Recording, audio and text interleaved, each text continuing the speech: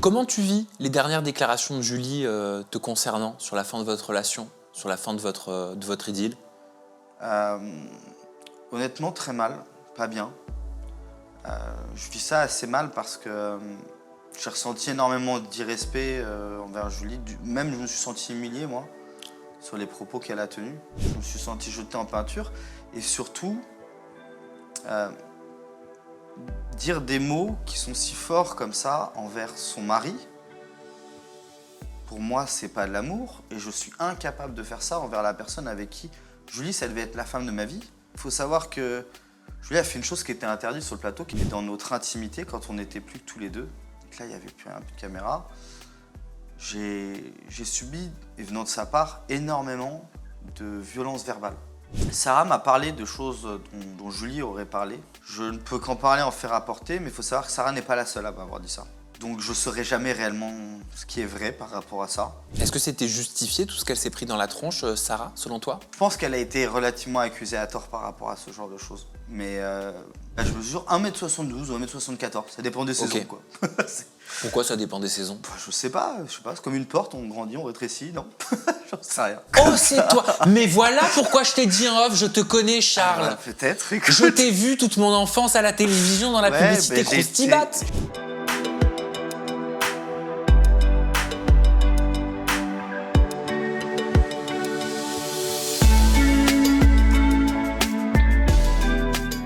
Bonjour Charles. Bonjour Sam. Charles, on t'a tous découvert dans la première saison de Love is Blind pour le meilleur et à l'aveugle. Tu es présenté, non tu n'es pas présenté, tu es chef d'entreprise dans le digital, c'est bien ça? C'est bien ça, je dirige une boîte. On dit digital ou numérique?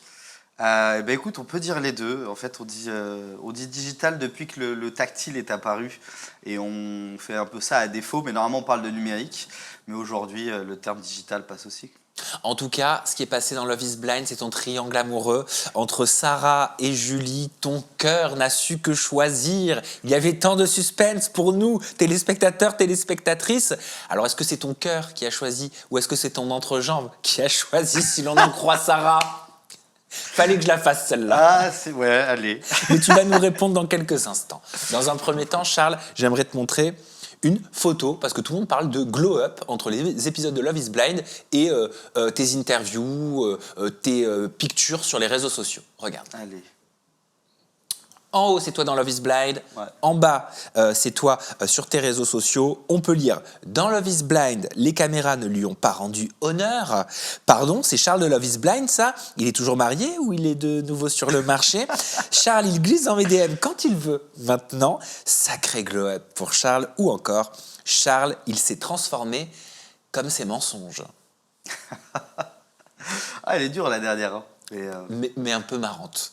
Mais elle est marrante. Alors, qu'est-ce qui s'est passé? Ils ont raison, les internautes? Glow-up, filtre, c'est quoi ton secret? Mon secret, c'est simple, c'est qu'entre les deux photos, il y a 10 kilos d'écart déjà. Donc ça, c'est une première chose. Et il faut savoir qu'en fait, pendant Love is Blind, suite à une blessure que je m'étais faite 6 mois avant, j'ai pris 10 kilos. Et je suis arrivé dans Love is Blind avec un embonpoint, un peu love body, comme je disais, tu vois. Et donc forcément, il y a une grosse différence. Et sur le visage aussi, ça se voit. Parce que là, j'ai eu l'occasion de pouvoir reperdre tous ces kilos et de pouvoir reprendre mes entraînements et tout ça après Love is Blind. Qu'est-ce que tu avais eu comme blessure? Je m'étais blessé en fait à l'épaule, je m'étais coincé au niveau des cervicales, un nerf. Qui a fait que le bras paralysé pendant 2-3 mois. Et ensuite, je ne pouvais pas reprendre les entraînements, puisque du coup, problème au niveau des cervicales, etc. Donc, j'ai dû tout arrêter. Et d'un coup, pendant 7 mois, j'ai complètement arrêté le sport. Ouais. Et forcément, et d'autant plus quand on est sportif à la base, quand on s'arrête d'un coup, déjà il faut le temps de changer un peu son alimentation, moins manger, mais même ça, de toute façon, on prend du poids et ça c'est normal. Et tu les as perdus rapidement, ces 10 kilos? Ces 10 kilos, je les ai perdus, écoute, quand est-ce que j'ai repris mon entraînement? J'ai dû reprendre en avril les entraînements, donc j'ai perdu ces 10 kilos là jusqu'en septembre, avril-septembre. Voilà. Et alors, j'ai pas compris pourquoi Sabrina, elle dit à un moment donné, il y a un énorme contraste entre ta voix et ton physique. Alors, ça, faut savoir que quand on était dans les capsules, je suis quelqu'un je rigole pas mal, je fais des blagues et Puis surtout, j'apprécie aussi au départ, d'installer une relation où genre ça se passe bien. Il faut savoir qu'au départ, dans la plupart de mes capsules, parce que j'ai quand même rencontré les 15 participantes, et ça s'est bien passé à chaque fois. Et beaucoup, en fait, ont cru que je venais des îles, un peu renois, etc. Parce que justement, j'étais très avenant, jovial et tout ça. Et ça a fait un petit peu ce buzz comme ça dans le salon des filles. Genre, Charles, est-ce que c'est un renois ou pas, tu vois? C'était vraiment ça. Et d'ailleurs, on s'est fait engueuler, puisqu'il y a un moment, à force qu'on dise ça, j'ai fait, bah non, je suis un peu l'opposé, plutôt bleu aux yeux bleus. Et là, il y a la petite voix qui nous a dit, ah, papa, on n'a pas le droit. Quelle petite voix. Bah, la petite voix dans les capsules. Petite voix qui nous parle parfois quand on dit des bêtises et tout Mais ça. oui, parce que tu donnes des indications sur ton physique. Ah oui. Et donc là, on n'a pas le droit de donner des indications sur notre physique. Donc, du coup, on se fait engueuler si jamais on le fait. Et elles pensaient à ta voix que t'étais noir. Ouais, c'est ça. Et elles t'ont expliqué pourquoi par la suite? Bah, je dis, c'est pour ce que je disais. Je pense que c'était pour ce que je dégageais, ce côté un peu jovial. On rigolait beaucoup, on faisait des blagues. Après, je sais pas si c'était vraiment l'intonation de ma voix ou plutôt la façon j'avais de discuter. Mais moi, je pense plus que c'était cette façon de discuter. Oh, c'est marrant, comme quoi, quand on voit pas la personne, on se fait tout un tas de projections. Tu peux, hein. Puis après, tu sais, quand on est dans les capsules aussi, faut savoir qu'on s'entend, mais par micro interposé. Pas comme là, on est ici, toi, face et moi. Enfin, toi, tous les deux en face à face. Et oui, donc ça passe par le numérique. Ça passe par le numérique, tu vois. On a un mur, un peu comme le mur que tu as là, en fait. Et il y a une enceinte qui nous diffuse la voix de l'autre personne. Alors, c'est très bien fait, hein. Oui. En vrai, on a vraiment l'impression quasiment que la personne est en face de nous. On n'a pas du tout l'impression d'écouter ça au travers d'une enceinte. Mais est-ce que ça change quand même la voix quand tu découvres la voix sans l'enceinte et la voix au travers Non, de l'enceinte? tu reconnais complètement la personne. Il y a une petite différence parce que forcément, quand ça vient d'en face, la diffusion de la voix est pas tout à fait pareille. Mais en vrai, on reconnaît vraiment la voix et heureusement qu'ils font ça. Sinon, quand on se voit pour la première fois, ça serait bizarre. À un moment donné dans les épisodes, Kim, elle s'adresse à toi et elle te dit, quand on t'a vu arriver, on s'est tout dit, non, c'est pas possible, c'est pas lui, c'est pas le petit lutin. Alors ça, moi, je l'ai pas entendu, puisque du coup, je l'ai découvert après, comme les téléspectateurs. Mais puisqu'elle a dit ça au moment où j'étais en train d'arriver dans notre soirée au Maroc. Mais c'est vrai que du coup, moi, j'ai pas le profil de l'emploi, ou du moins de ce qu'on disait, puisque moi, dans les capsules, j'annonçais un petit peu ce que je faisais dans mes sports, ce que je pratiquais. J'ai pratiqué pendant des années le MMA, des choses comme ça. Et c'est vrai, quand on dit ça, on peut se faire une autre image. Alors qu'en soi, bah, il existe de toutes les catégories. Quand on fait de la boxe, ce genre de sport, il y a toutes les catégories. Et du coup, je pense que mon physique étant plutôt petit, sans être minuscule, mais plutôt petit, Tu mesures combien, Charles? je mesure 1m72 ou 1m74. Ça dépend des saisons, Ok. quoi. Pourquoi ça dépend des saisons? Bah, je sais pas. C'est comme une porte, on grandit, on rétrécit, non? J'en sais rien. Ta taille oscille en fonction des saisons. Bah, peut-être, écoute. Mais en tout cas, non, je suis pas très grand, ça c'est sûr.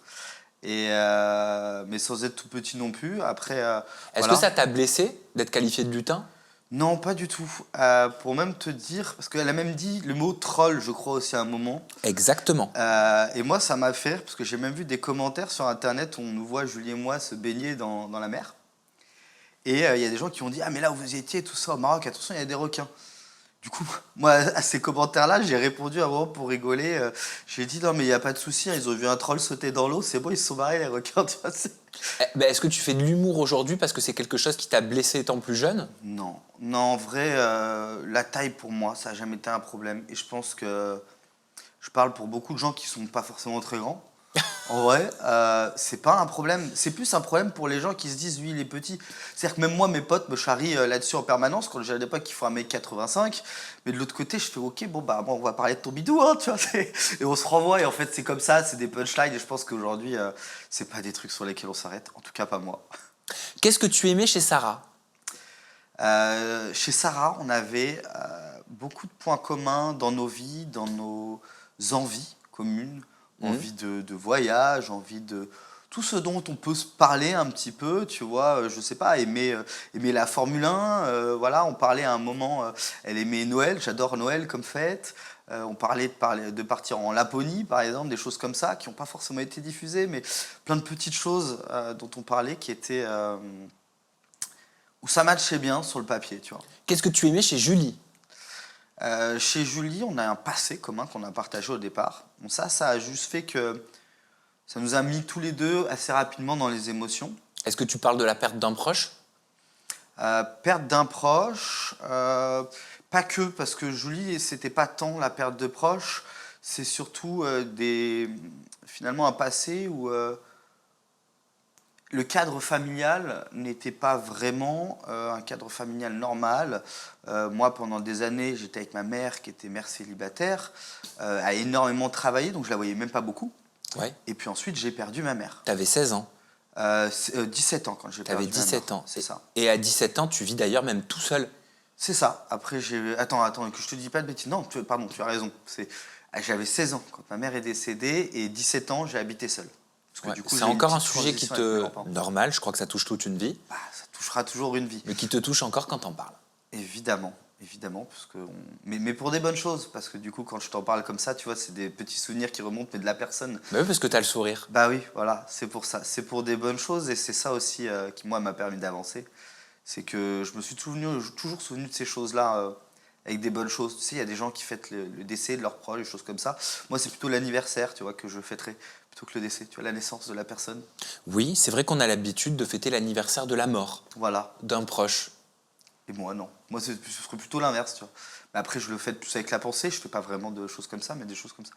J'ai plus tendance à prendre ces choses-là de façon positive. Vous étiez très proche avec ta maman quand t'étais ado et enfant? On était très proches, oui et non. C'est-à-dire qu'on était très proches par le rapport qu'on avait, Ouais. mais pas très proches dans le temps qu'on passait ensemble. Et Parce qu'elle bossait beaucoup. elle travaillait beaucoup. Et finalement, ce qui est marrant même, c'est que vu qu'elle travaillait beaucoup, bah moi j'allais beaucoup à son travail. Ouais. Énormément. Et à l'époque, ma mère était directrice artistique de VSD. Donc une magazine. revue People. Voilà, elle était directrice artistique d'une revue People. Et ce qui est très drôle d'ailleurs, c'est que très récemment, je suis allé chez eux. Chez VSD. Voilà. Et j'ai vu les gens qui travaillaient à l'époque avec ma mère. Ah, c'est marrant, t'as Et pu pareil parler avec eux? mon grand-père, puisque lui était rédacteur en chef à cette époque-là. Ah, donc tu viens d'une famille qui était dans les médias. Une famille qui était dans les médias. Et j'ai rencontré des personnes qui travaillaient avec eux. Il n'y a pas plus tard que... c'était il y a quoi? Il n'y a même pas 2 semaines, là. Et t'as pu papoter, ils ont pu te Et raconter j'ai un peu pu des anecdotes? papoter, on racontait des anecdotes, des choses comme ça. Ils me disaient, ah là là, ton grand-père, qu'est-ce qu'il me cassait les pieds et tout. Mais c'est marrant parce que ça date d'il y a 20 ans, il était stagiaire à l'époque. Maintenant, c'est l'inverse, c'est le big boss, tu vois. Et... Ah, ton grand-père, c'est le big boss de VSD? Alors non, mon grand-père, en fait, est rédacteur en chef de plusieurs groupes de presse. Ok. Et dont Réponse Santé, etc. Il y a eu un moment, c'était VSD. Donc, c'est pas le directeur du groupe, c'était le rédacteur en chef du magazine en question. Et il est passé sur différents magazines dans ce groupe de presse. Et du coup, voilà, il a travaillé avec pas mal de monde et des gens qui travaillent encore là-bas aujourd'hui. Et c'était marrant. T'as déjà essayé d'être pistonné pour participer à des événements, des choses particulières? Je sais pas, peut-être même Love is Blind? Non, du tout, parce qu'après, moi je suis jamais rentré dans le milieu de la presse, ce genre de choses, puis j'ai pas gardé les contacts, hein. Là, c'est vraiment la première fois que je reviens dans ce milieu-là. Parce qu'il faut savoir, quand j'étais tout petit, par contre, quand j'étais tout petit, vu que je suis un petit blondinier aux yeux bleus, en plus j'avais une coupe au bol, à l'époque je faisais beaucoup de photos, en fait, c'est mode enfant, dans ces trucs-là. Et du coup... Ah, genre le petit enfant Kinder. Ouais, alors bah pour te dire, je fais les pubs Croustibat. C'est pas... Oh, c'est toi! Des Croustibat qui peut te battre, des trucs Oh, comme c'est ça. toi! Mais voilà pourquoi je t'ai dit en off, je te connais, Ah, Charles. peut-être, écoute. Je t'ai vu toute mon enfance à la télévision dans la publicité Croustibat. J'ai fait aussi Égérie Tintin et je faisais beaucoup de photos mode enfant, tu vois, des trucs comme ça. Mais par contre, c'est des trucs très difficiles à retrouver puisqu'à l'époque, il n'y avait pas les réseaux sociaux. Et même si toi, tu y arrives d'ailleurs, je n'arrive pas à retrouver les pubs où j'ai tourné dedans. En vidéo. Croustibat, qui peut nous Ouais, battre? voilà. T'étais avec d'autres enfants et vous jouiez à l'arc? Ouais, il y a des trucs comme ça, exactement. Oh, j'en ai le C'est ça. souvenir comme si c'était hier. Et pour te dire, même après, du coup, pendant le tournage, on n'a pas voulu me laisser l'arc. Et du coup, après, il y a la personne du tournage, gentiment, qui m'a emmené à la grande récré pour que j'achète les mêmes trucs qu'on avait dans le tournage, parce que je les voulais absolument. Et c'est là où ensuite, je suis parti retourner voir ma mère, je m'en souviens très bien, chez VSD, à l'époque, et je tirais sur tous ses collègues. Voilà pour l'anecdote. C'était vraiment le truc, et c'était cette époque un peu média, voilà, où j'étais petit, et avec cette bouille de... Comme disait Kim, justement, maintenant, après le lutin, elle dit en fait, Charles, il a une bouille d'ange. Et c'est ça, cette bouille que j'ai jamais trop perdue, et même encore aujourd'hui, où on me donne jamais mon âge. Et t'as fait quoi d'autre comme pub? J'ai fait quoi d'autre? Non, bah, pas tant que ça, en vrai. Il y a un moment, je devais faire plus, mais ma maman a beaucoup limité. Elle n'a pas voulu trop que je continue là-dedans. Même à un moment, il y avait des trucs dans le cinéma qui m'avaient contacté, choses comme ça. Et elle a voulu que je puisse garder un peu mon enfance.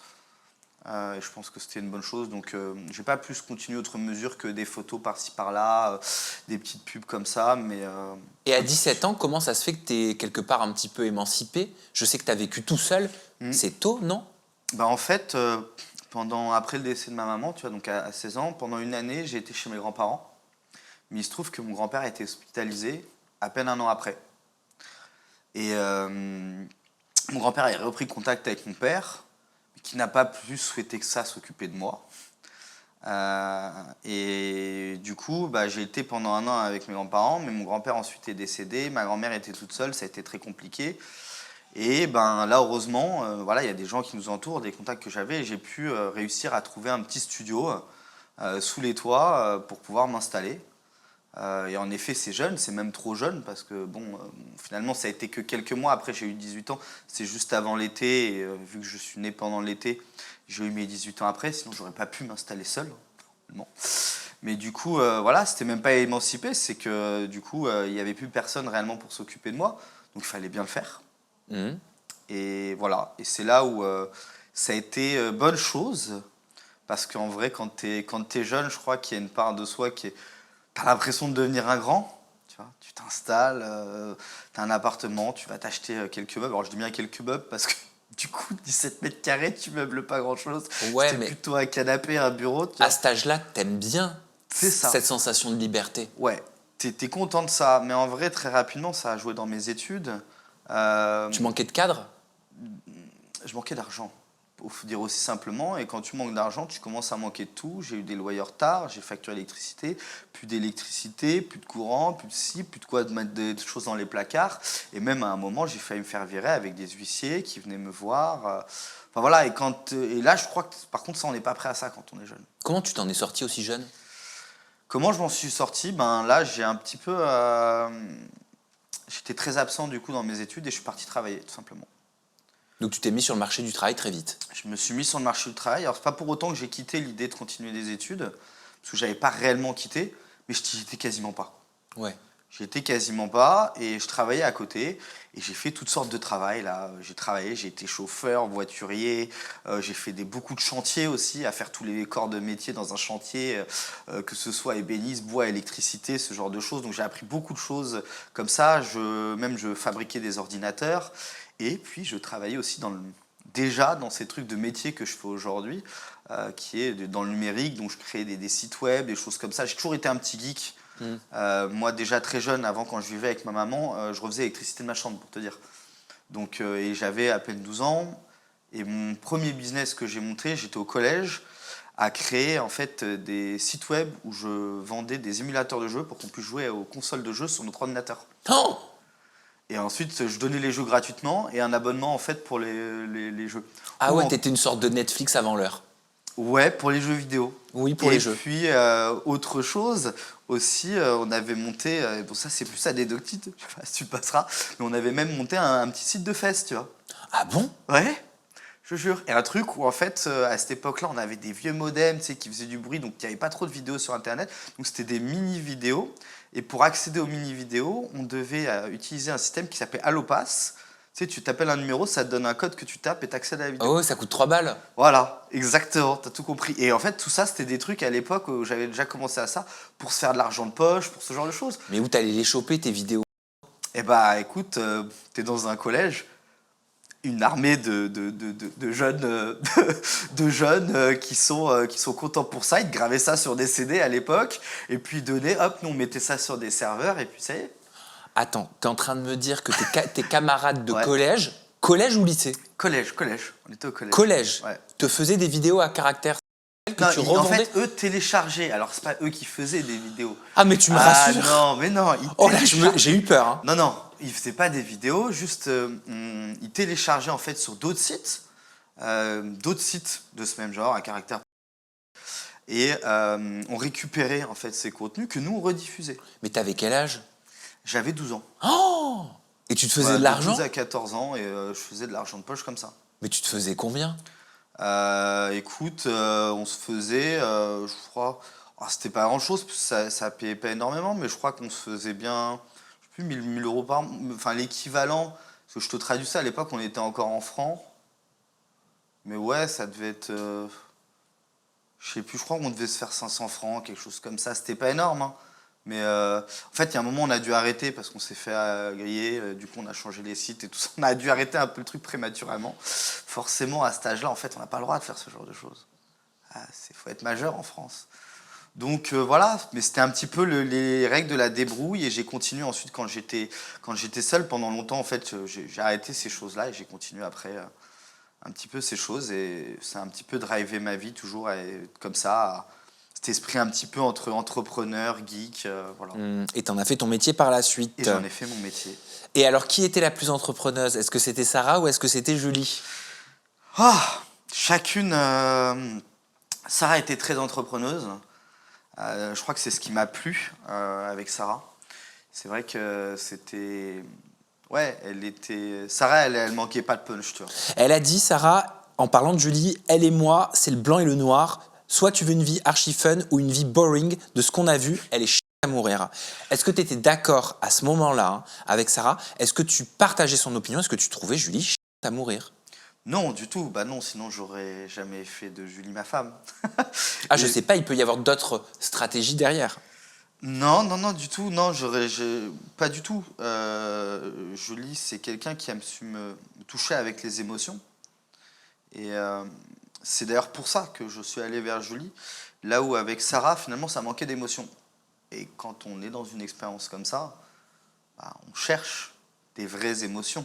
Et surtout quand on a un mur et que tu arrives à ressentir des émotions au travers de ce mur, c'est là où c'est assez exceptionnel. Quelles sont les émotions que tu as réussi à ressentir au travers de ce mur, donc avec Julie? Mhm. Euh, tu- Ce que tu entends, tu commences vraiment à tomber amoureux. Mais le mot peut paraître fort, mais d'une partie en tout cas, de ce que la personne t'a fait découvrir d'elle et de ce que tu entends d'elle. C'est-à-dire que sur le moment, tu te dis, là, ce que j'entends, tu le sens, tu vois, c'est dans ton cœur, c'est même pas dans ta tête, ça te fait un truc, t'as le cœur qui bat, c'est vraiment ça. Je peux pas plus le décrire que ce sentiment de petit papillon dans le ventre, juste par les mots. Et ça, je pensais pas que c'était possible, tu vois, sans avoir vu la personne, et c'est vraiment ça qu'il y avait. Comment ça se fait, Charles, avec du recul aujourd'hui, qu'on t'entend dans les épisodes dire, en gros, je vais annoncer à Sarah que je la choisis, pour au final fiancer Julie? Ben, comment ça se fait? Il faut savoir que ce matin-là, où on arrive, comme d'habitude, sur notre petit set de tournage, prêt à rentrer dans nos capsules, ce matin-là, je pensais demander personne. J'étais pas prêt, en fait, à demander qui que ce soit. En fait, c'était même la veille. C'était devenu compliqué, tiraillé entre deux personnes. Il faut savoir qu'il n'y avait pas que deux personnes. En vrai, on a vu plus longtemps plus de personnes. Lucéa, notamment. Lucéa et Sabrina aussi. Lucéa et Sabrina, mais bon, Sabrina, on a évité de trop en parler, puisqu'après, elle s'est retrouvée avec Vanmi, on va éviter de faire des histoires. Pourquoi tu dis ça? Bah non, mais parce que du coup, ensuite, on a continué l'expérience tous ensemble. Donc, on va pas rester sur des petites choses qu'on a pu avoir avec quelqu'un, là où finalement, on choisit une personne pour découvrir cette personne. Mais qu'est-ce qui Moi, s'est passé avec Sabrina et Vanmi? bah non, moi j'étais concentré sur Julie, Sabrina s'est reconcentrée avec Vanmi, et il n'y avait pas plus de questions à se poser que ça. Mais t'aimais bien Sabrina? Ouais, avec Sabrina, on s'était très très bien entendu dans les capsules. On s'était très bien entendu. Après, je pense qu'aujourd'hui, de façon évidente, et maintenant j'ai envie de te dire, même avec aucune des participantes, j'irai plus loin dans un avenir, quel qu'il soit, avec une participante. Pourquoi? Bah, parce que aujourd'hui, on se connaît tous, on est un petit peu en mode petite famille. Et je sens pas d'attirance plus que ça pour aller, d'attirance, d'envie pour aller construire quelque chose aujourd'hui avec quelqu'un. Qu'est-ce que tu penses, Charles, des déclarations de Thomas qui remet en question la véracité du couple Sabrina et Vanmi? Euh, je pense que quoi qu'on puisse en dire, quel que soit ce qu'il peut y avoir derrière, en vrai, hein, tout le monde, même si quelqu'un serait arrivé dans l'expérience pour des mauvaises raisons, comme on dit, tu vois, pour la fame, pour voilà, on sait, il y a tout ça dans la tête des gens. En fait, il faut savoir qu'on arrive dans un programme, mais quoi qu'il en soit, en vrai, on est tous touchés. Qui n'a pas envie réellement de se dire, même si à la base je viens pour les mêmes raisons, peut-être que je pourrais quand même trouver l'amour. Et en vrai, c'est le cas de tous. Tous, on a été piqués à un moment, même pour des personnes qui, en fait, disaient le contraire aujourd'hui et a posteriori, quand on a les discussions entre nous. Ah, tu sens qu'en fait, les gens ont été touchés plus que ça, tu vois. Et vraiment, le contexte de Love is Blind te met un peu au bord d'un précipice avec tes émotions. Et tous, on a été touchés quelque part, que ce soit ou pas pour les bonnes raisons au départ. Qu'est-ce qui s'est passé concrètement comme événement avec Sarah pour que tu lui dises, entre notre rendez-vous d'hier et d'aujourd'hui, il y a une chose qui est arrivée. Je ne suis pas fier de m'être prononcé envers toi, mais aujourd'hui, je ne peux pas te faire cette demande. C'est quoi cet événement? Cet événement, c'est que après que je me sois prononcé envers Sarah, où je me suis prononcé parce que c'était, elle cochait les cases, j'ai vu Julie, donc en date juste après. Et où là, j'ai dit à Julie que je ne voulais pas continuer avec elle parce que j'avais dit à Sarah que j'allais continuer avec elle.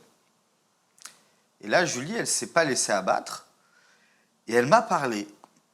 Et elle, sur le moment, c'était assez difficile parce que moi, j'étais gêné de rester dans cette capsule alors que je venais de me prononcer avec quelqu'un. Et que tu avais dit à Sarah que tu y resterais que 5 minutes. Bah oui, Tu y es resté 2 heures. j'y suis resté 2 heures.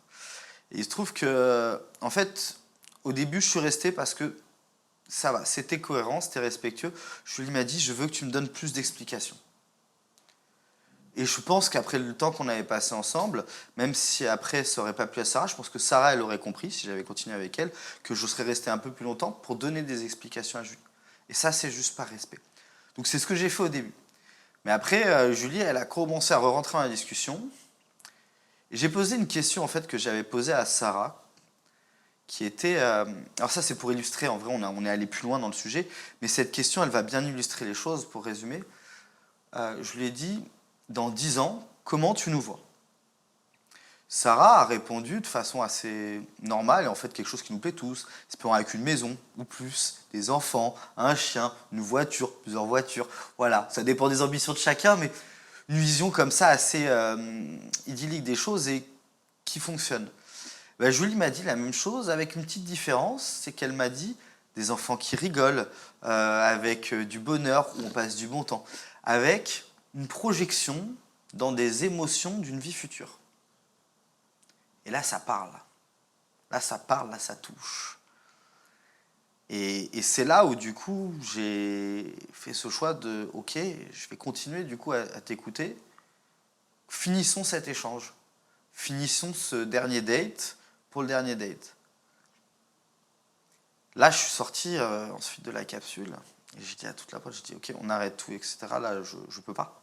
Je sais plus où je suis. Je sais plus ce qui se passe. C'était très très compliqué. Et j'ai même pris un peu la journée pour essayer d'y réfléchir. Je suis même pas retourné tout de suite dans le salon. J'avais besoin de prendre de l'air.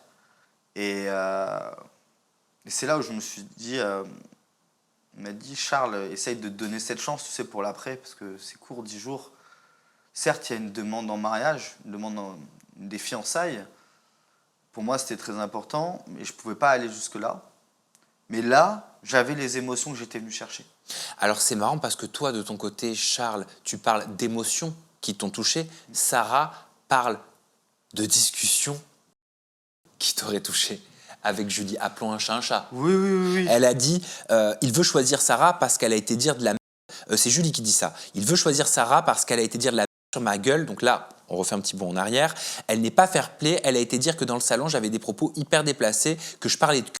Je ne sais pas quoi. Elle m'a fait passer pour une fille légère. Est-ce que c'est vrai? Honnêtement. Alors, qu'est-ce qui est vrai? Ce que Sarah a dit ou... Est-ce que Sarah a fait passer Julie pour une fille légère auprès de toi? Sarah m'a parlé de choses dont Julie aurait parlé dans le salon et dans d'autres capsules qui auraient été racontées. Je ne peux qu'en parler, en faire rapporter, mais il faut savoir que Sarah n'est pas la seule à m'avoir dit ça. Donc je ne saurai jamais réellement ce qui est vrai par rapport à ça. Bah, en tout cas, tu sais quelles étaient tes discussions avec Julie. Donc si tu parlais de cul avec Julie dans les capsules, tu le sais. Avec Julie, nous on a parlé, mais c'est toujours resté très correct, voire mignon. Des petits jeux sur sur des petites choses. Après, c'est vrai que Julie, elle a une façon de dire les choses et je pense qu'on l'a entendu. À un moment, elle parle de son morning. Qu'est-ce Euh, qu'elle te dit? Elle me dit qu'elle a fait son morning en pensant à moi. Ah, morning, c'est le fait de se toucher le matin. Voilà. Et du coup, ouais, c'est vrai que sur le moment, tu te dis OK. Mais moi, j'étais choqué en vrai qu'elle me dise ça de façon aussi cash. Tu vois, surtout que, j'allais dire, on pourrait avoir intimement ce genre de discussion, mais là, on peut pas s'empêcher de se dire on est devant des caméras. Tu vois. Donc forcément, ça m'a un peu étonné. Mais après, ça n'a pas du tout pesé dans la balance. Parce que Sarah, faut savoir que je sais pourquoi elle pouvait pas parler de ces choses-là. Je comprends ça parce que j'ai eu des ex qui ont été dans la même position de Sarah Elle pour me des parle raisons de, culturelles, voilà, elle me parle de culture, elle me parle de valeurs, elle me parle d'éducation. exactement, et que je comprends tout à fait. Mon ex était de la même culture et même éducation que Sarah. Et c'est d'ailleurs pour ça qu'avec Sarah, on a autant continué. C'est Bah que ouais, Sarah, elle mais a vu que je comprenais qu'il n'y avait aucun problème. est-ce que ça fait pas passer quelque part, Julie, pour une meuf qui n'a pas de valeur, qui n'a pas de culture, qui n'a pas d'éducation? Parce qu'au final, et j'ai eu cette discussion avec Sarah, quand on se positionne en mode mon éducation fait que, mes valeurs font que, est-ce que de façon pas forcément voulue, ça rejette pas une sorte de discrédit sur l'autre? C'est. Tu sais, pour moi, il y a une dissonance dans ça parce qu'on parle très concrètement par rapport à ce que nous, on a vécu. On parle de deux choses qui sont différentes.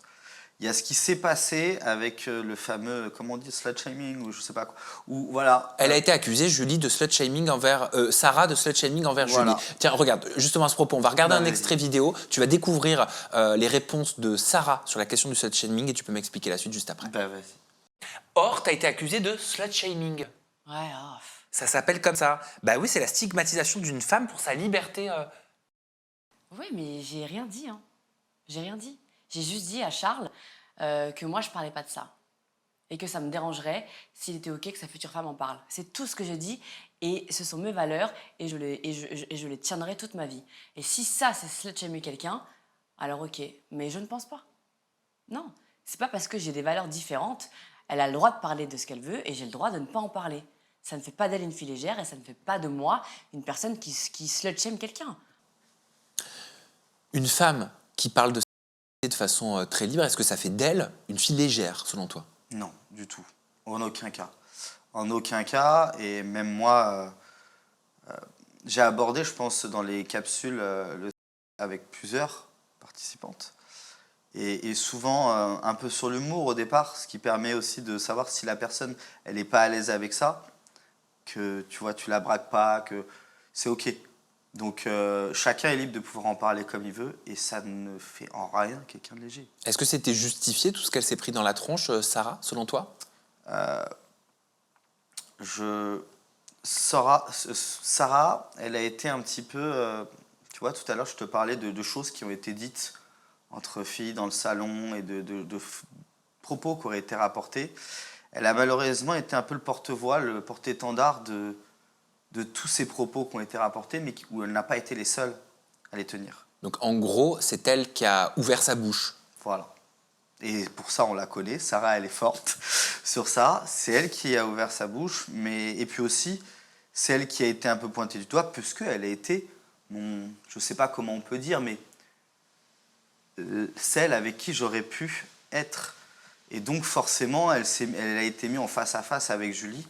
Alors qu'au final, c'était...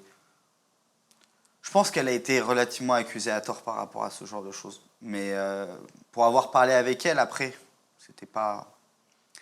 C'est pas ce qu'elle a voulu faire. Elle a juste voulu rapporter des choses que beaucoup disaient. Mais par contre, on ne saura jamais si oui ou non c'est vrai. Comment tu vis les dernières déclarations de Julie te concernant sur la fin de votre relation, sur la fin de votre idylle? Honnêtement, très mal. Pas bien. Je vis ça assez mal parce que... déjà, pour moi, il y a beaucoup de choses sur lesquelles je ne suis pas d'accord. Et j'ai ressenti énormément d'irrespect envers Julie. Même, je me suis senti humilié, moi, sur les propos qu'elle a tenus. Quels propos ont fait que tu as pu te sentir humilié? Sur des propos où elle parle du fait que j'ai parlé avec une femme 4 jours après notre mariage. C'est vrai, mais à aucun moment il y a eu de l'irrespect ou une incorrection. Et Julie, elle le sait, et c'est d'ailleurs pour ça qu'elle s'est arrêtée à ce type de propos. Parce qu'il y a eu de l'insinuation. Une insinuation qui va vite dans notre Une société. insinuation de tromperie. Une insinuation de tromperie qui va Comme quoi très tu l'aurais vite. trompé en gros au bout de 4 jours de mariage. Voilà, ce qui n'a aucun sens, sachant qu'on était à 24 ensemble en plus. C'est pas le cas? Bah, bien sûr que non. Ça n'a jamais été le cas, et même pas dans l'idée de. Tu vois. Ça, elle t'en parle dans l'épisode des retrouvailles. Ça, elle en parle dans l'épisode des retrouvailles. Mais toi, pourquoi tu lui réponds pas? Alors, la Non. première chose déjà par rapport à ça, pourquoi je réponds pas, c'est parce que je ne pensais pas que ça serait diffusé, très honnêtement, parce que la production était déjà au courant de ça, et ils avaient le message, voilà, aujourd'hui le message a été diffusé. C'est-à-dire que tu leur avais dit à la production que tu voulais pas que ce soit abordé? Non, je leur avais dit, en fait, vous... faut savoir que Julie a fait une chose qui était interdite sur le plateau, qu'elle est venue avec son téléphone. Donc moi, je me suis retrouvé en fait dans une position où elle avait son téléphone et elle disait, si vous voulez, je vous... Bon, alors pas ce message-là en l'occurrence, c'était encore l'histoire de l'autre message, mais elle était en mode, je suis là pour montrer des preuves. Moi, je pensais arriver sur le plateau où on allait venir raconter notre relation avec ses hauts et ses bas, comme beaucoup de relations, et surtout parler de malheureusement ça n'a pas fonctionné, d'expliquer un petit peu pourquoi ça n'a pas fonctionné. Mais là, on était plutôt dans une forme d'attaque. Tu très t'es clairement. senti jeté en pâture? Ouais, très clairement. Je me suis senti jeté en peinture. Et surtout, euh, dire des mots qui sont si forts comme ça envers son mari, pour moi, c'est pas de l'amour. Et je suis incapable de faire ça envers la personne avec qui Julie, ça devait être la femme de ma vie. Moi, je suis été là, je fais. Oui, je pourrais m'amuser à détracter. Oui, je pense que comme dans n'importe quel couple, on peut avoir des choses à dire qui seraient bons ou mauvais sur l'autre. Mais à quel moment on fait ça quand on est avec quelqu'un qu'on a aimé, qu'on l'aime ou qu'on l'aime plus, tu vois? Mais à quel moment on écrit une fille au bout de 4 jours de mariage? Mais je n'ai pas écrit à une femme au bout de 4 jours de mariage dans le sens où on le pense. J'ai répondu à une story d'une amie qui était au même endroit où Julie et moi on était 4 jours avant pour notre nuit de noces. Ce message était un message où je disais, ah, trop bien, en gros, tu es dans cet endroit, le lieu, il est magnifique, tu vas voir, tu vas pouvoir découvrir ça, etc. Et en plus, ce lieu qui a été créé par quelqu'un qu'on connaît, euh, que de cette personne, elle et moi en commun, et je dis, tu vas voir et tout, et puis il y a les Playmobil de Laurent dans tel endroit, etc. Bon, bref, c'était anecdotique. Et elle me dit, oui, j'adore, le lieu est magnifique, tu vois. Et c'était ça notre discussion. Seulement, je pense que quand Julie a vu ça, ça a réveillé des choses qu'elle a peut-être vécues dans le passé avec d'autres hommes, mais qui en rien étaient. C'était moi. Et surtout que Julie le savait, c'est que Julie l'a dit plusieurs fois, et plusieurs fois pendant le tournage, elle a rarement eu aussi confiance en un homme qu'en moi. Tu vois. Et je crois que tout ça était un effet cumulé avec aussi le fait que moi je lui fasse part de mes doutes après le mariage, qu'il y ait des choses comme ça, et que toutes ces petites choses mis bout à bout, bah, cet effet cumulé où Julie, en fait, elle a pensé que voilà, ça allait pas. C'était plus. Je sais pas quoi te dire par rapport à ça, mais il y avait rien de spécial, quoi. Est-ce que tes doutes dont tu lui faisais part après le mariage, c'était le fait de lui dire que tu avais besoin de temps, que tu avais besoin d'espace? Elle a dit, Julie, après le mariage, je m'installe chez lui comme une femme qui va chez son mari, il me donne les clés de chez lui, il me fait de la place dans les placards, c'était le temps qu'on trouve notre appartement. C'est pourquoi la suite est incohérente, car au bout d'un mois, il me demande de partir de chez lui. Il me dit, j'ai besoin d'espace, j'ai besoin d'air, il voulait qu'on se voit de temps en temps avec le recul. J'ai compris que c'était le début de la phase de la rupture physique. Concrètement, Charles, est-ce que tu lui parlais pas d'air, de temps? Est-ce que c'était pas tout simplement des prétextes parce que tu n'avais pas les couilles de lui dire Julie, je veux que notre relation s'arrête? Non, très loin de là, et surtout quand on se marie. Pour moi, c'était pas. Tout ça était très très vrai. Je pensais vraiment que Julie pouvait devenir la mère de mes enfants. Et il se trouve que après, dès qu'on s'est mariés, qu'on a commencé à vivre ensemble, j'ai vécu beaucoup de choses. Julie, on a vu que c'est quelqu'un qui a du tempérament, mais dans notre intimité, quand on n'était plus que tous les deux, et que là, il n'y avait plus un peu de caméra, j'ai subi, et venant de sa part, énormément de violences verbales. au point où il y a des moments où je restais volontairement parfois un peu plus au travail que pour rentrer, où ça m'est arrivé 2-3 fois de rentrer et de ressortir pendant 1 heure le temps que Julie se calme, parce qu'elle était véritablement agressive dans ses propos envers moi Quels et dans propos ses gestes. que tu considérais comme agressifs ou violents? Il y a eu des insultes, beaucoup de choses qui... c'est difficile en fait à dire parce qu'il y a une part de soi où on n'a plus envie de se souvenir de ça. Moi, j'avais des sentiments de... Je me sentais plus respecté en tant qu'homme, en tant que mari, tu vois. Et Mais ça arrive les disputes dans le couple. oui, mais il y a une différence entre se disputer, pouvoir, ça arrive même parfois de pouvoir un peu monter le ton, ce genre de choses. Et vraiment, moi, il y a des moments où où si je sortais, je disais à Julie, là, si je plonge avec toi, en fait, ça va devenir toxique. Et là, juste, tu m'agresses, il n'y a pas de communication. Mais c'est quoi? Qu'est-ce que tu considérais comme étant une agression? Ce que je considérais comme une agression, comme je te dis, c'était des insultes que je recevais de la part de Julie. Quel type d'insulte? Des insultes qui allaient de les qualifier l'homme que je pouvais être, qu'elle n'appréciait pas parce que j'avais remis en cause notre mariage. Mais qu'est-ce qu'elle te disait concrètement? Je suis désolé d'insister, mais c'est parce que j'ai envie de me projeter et de savoir ce que tu considérais comme une insulte. Elle te traitait de... Euh, Elle te disait que t'étais un petit... c'est des choses qui vont là-dessus. Je veux pas te dire des mots exacts parce que j'ai pas souvenir exactement de tout ce qu'elle a pu me dire. Nos discussions étaient vraiment nombreuses. Ou est-ce que c'est toi qui te sentais touché par quelque chose qu'elle te disait Non, et qui reflétait une insécurité peut-être que tu avais? non, vraiment pas parce que, en fait, qu'est-ce qui a généré ça? Et c'est ça qui est peut-être important à comprendre. Euh, c'est le fait qu'il y a des choses chez Julie que j'ai découvert dans ce qu'elle est, dans son caractère, des choses qui ne me convenaient pas. Euh, et ça, d'ailleurs, en faisait partie. Et en fait, ça a encore augmenté les choses. Il faut savoir qu'au bout d'à peine quelques jours, j'avais trouvé le moyen, par exemple, de s'embrouiller avec un de mes voisins, avec qui tout se passait très bien, et qui était quelqu'un de proche. Il y a eu... moi, je revenais, je fais, Julie, pourquoi est-ce que toujours avec les autres, il y a de la confrontation? Je n'avais plus le droit de voir les autres participants. Elle refusait que je puisse voir les autres participants. Ça a fait même des histoires. Énormément d'histoires. Une fois, une de nos participantes, qui était Anaïs, avait organisé un dîner avec tout le monde.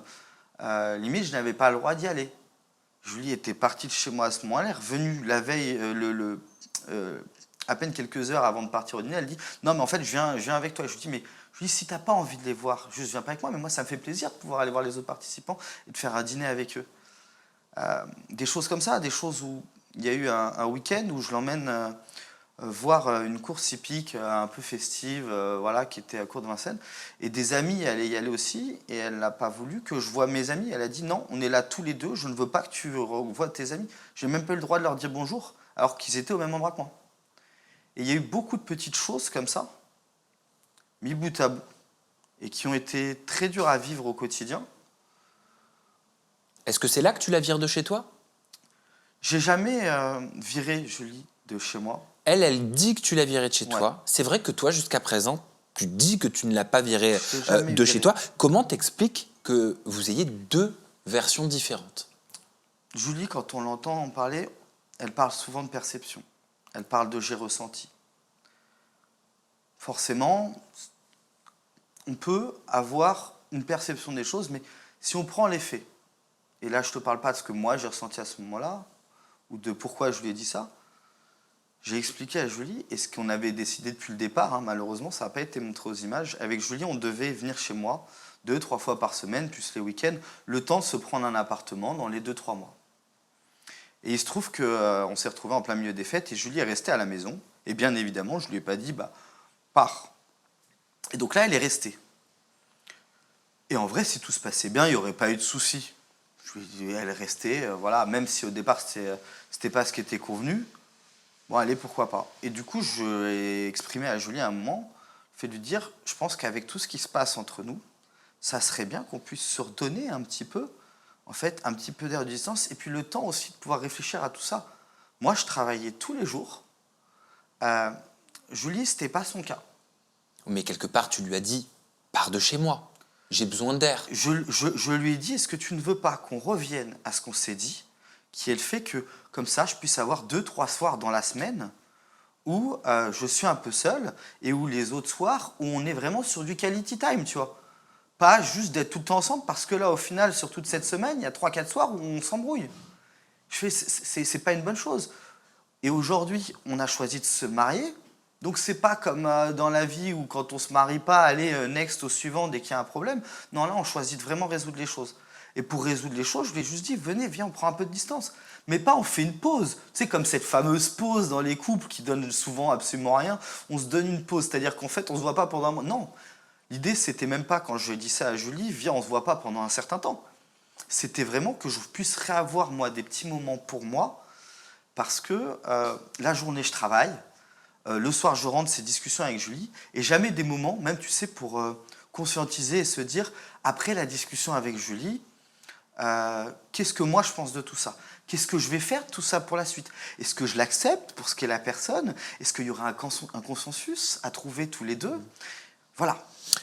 J'aimerais, Charles, te faire réagir à sa dernière interview qu'elle a donnée aux médias Her Story. Peut-être que tu l'as vue? Ouais. Julie, elle a dit que dans ce mariage, elle se sentait en détresse et invisible. Est-ce que tu reconnais cette perception qu'elle a pu avoir de votre relation?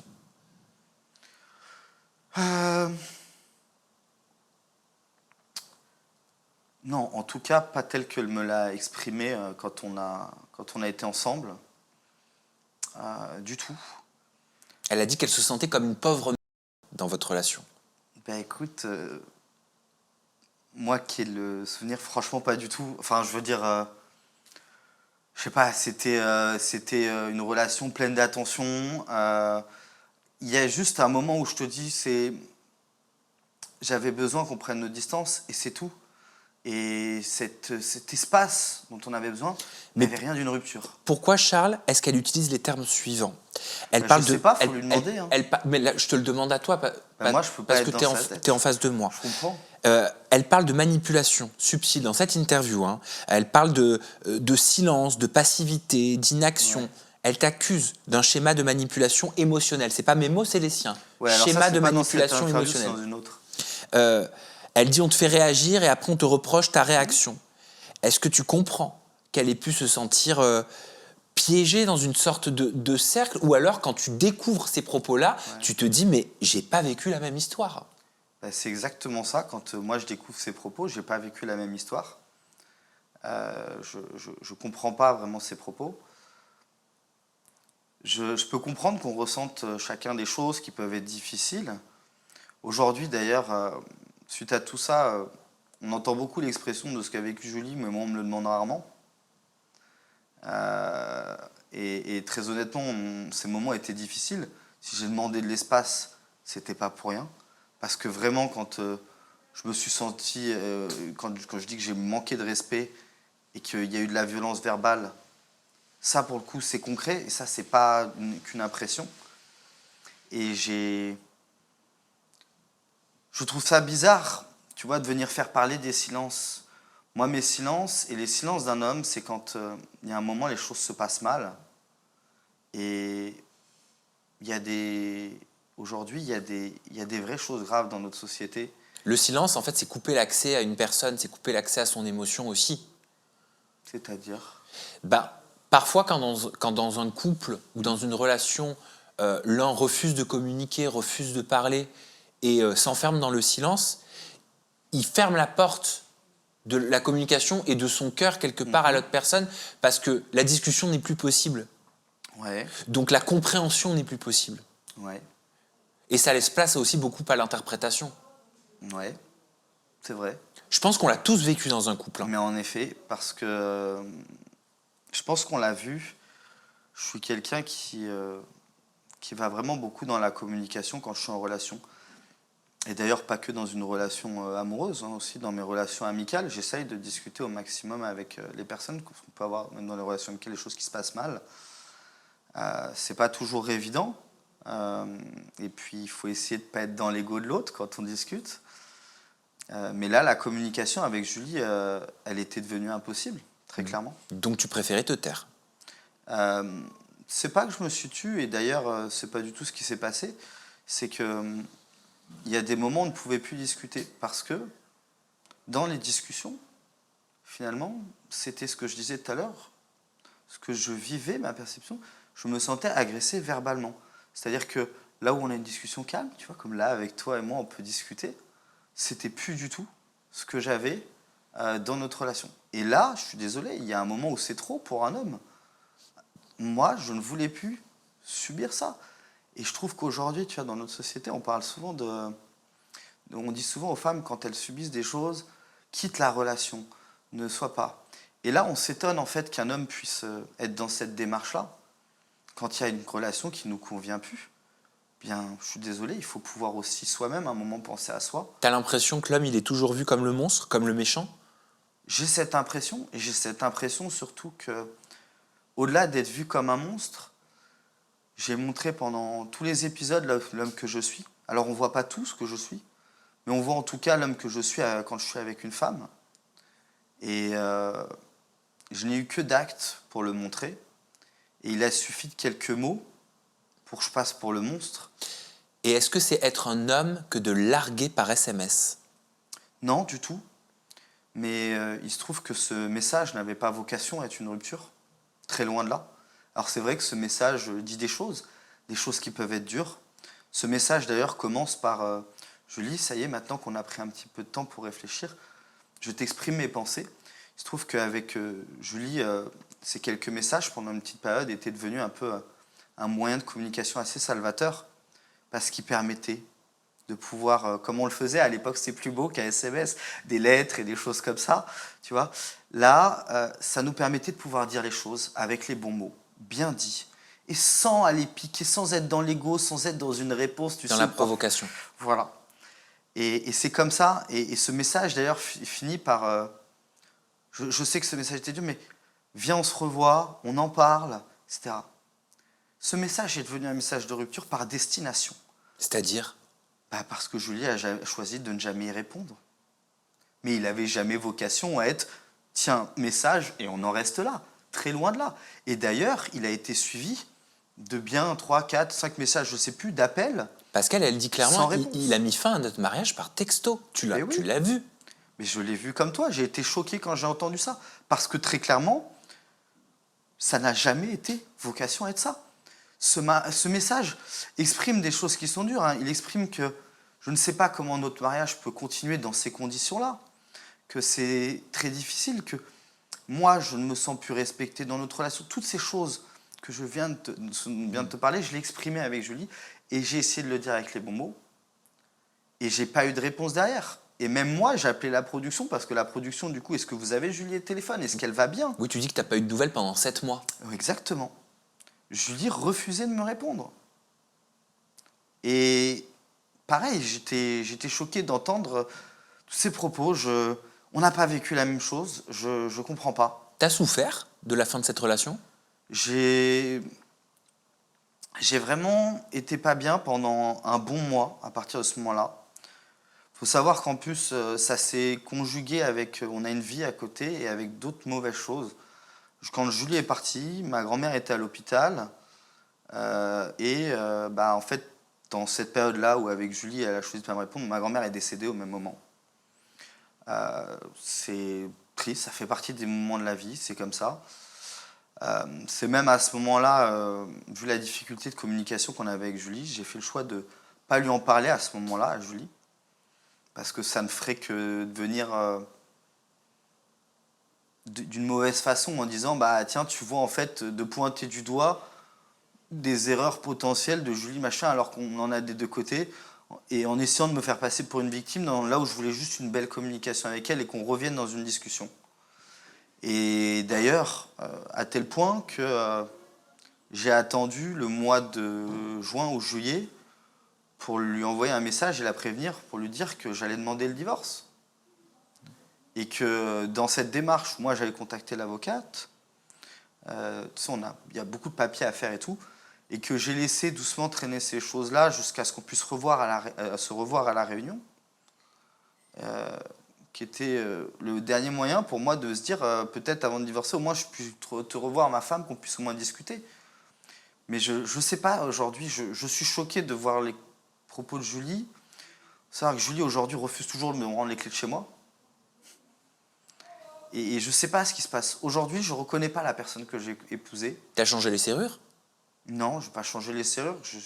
Il vais encore pouvoir faire confiance, mais je sais pas si je dois. Mais non, je vais pas changer les serrures. Et, et après le mariage, très rapidement, j'ai pu reconnaître la femme que j'ai épousée et je me retrouvais plus dans cette relation. Et il y a un moment où j'avais besoin de me sauver moi aussi, parce que je me sentais mal au quotidien. Et voilà en fait le triste résultat de tout ça. Et enfin, dernière question, Charles, pour clôturer cette interview, pourquoi à un moment donné, pendant la diffusion, tu remets ton alliance? Écoutez, c'est un bruitage, voilà. Pendant la diffusion, je remets mon alliance. Oui, parce que tu dis que tu es nostalgique de te revoir à l'image, que t'as pas la nostalgie de votre relation, que tu avais besoin de quelqu'un de plus doux, de plus respectueux. Et mais pas du tout. Pas du tout, il n'y a pas d'histoire d'alliance. Pardon.